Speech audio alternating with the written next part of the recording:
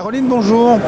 Donc, vous êtes directrice territoriale de Canopée Normandie et vous venez nous faire un brillant exposé sur l'Open Badge. Alors comment Canopée Normandie utilise l'Open Badge et avec qui il l'utilise? En fait, on s'est lancé dans une démarche avec un certain nombre de partenaires en consortium sur en fait, la notion de territoire apprenant.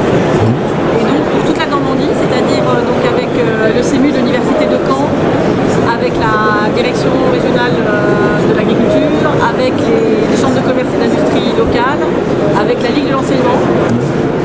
On s'est lancé dans l'aventure Open Badge pour faire du lien sur la formation tout au long de la vie pour les jeunes normands. Et donc pour que toutes leurs actions, engagements, projets réalisés, etc. leur soient enfin reconnus. D'accord. Donc on voit qu'il y a alors tout le monde ne connaît pas le principe du badge, hein. C'est pas un truc qu'on a l'habitude de côtoyer, on est plutôt diplôme, VAE et autres. Là on est sur, vous appelez ça les soft skills, les life skills. Est-ce qu'on peut avoir un petit peu décrypté le monde des badges?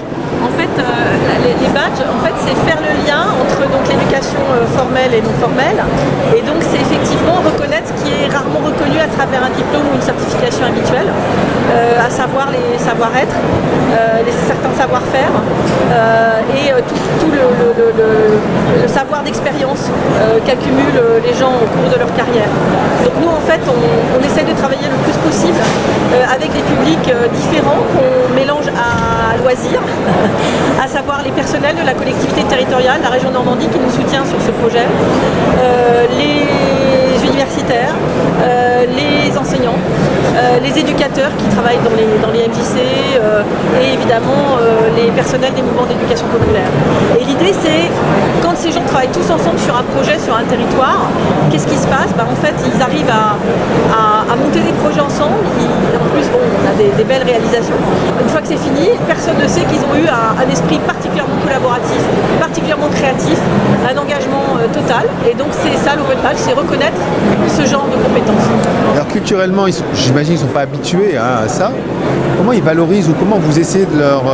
alors vous avez dit tout à l'heure que ce n'était pas obligatoire, on n'était pas obligé d'accepter d'avoir le badge, mais comment ils valorisent ou comment vous valorisez le fait qu'ils aient été badgés de quelque chose?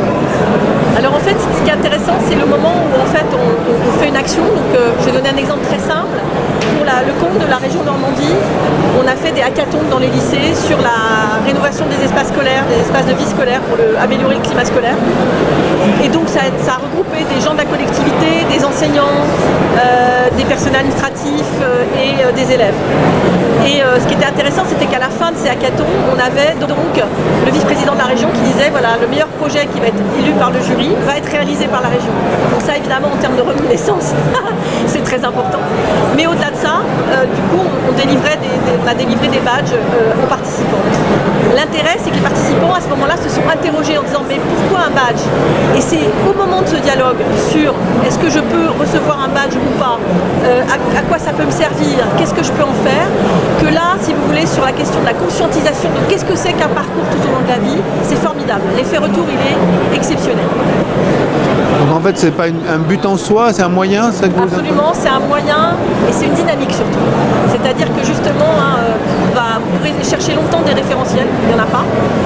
L'idée, c'est vraiment d'être dans l'action et d'être en mouvement avec le monde tel qu'il va, c'est-à-dire qu'il va vite, avec des nouveaux métiers tous les jours. Si je pense par exemple à la question de la créativité, je pense que les enseignants de demain seront très plongés dans les questions ludo-éducatives et typiquement, il faudra un jour le reconnaître. Voilà. Merci. Merci.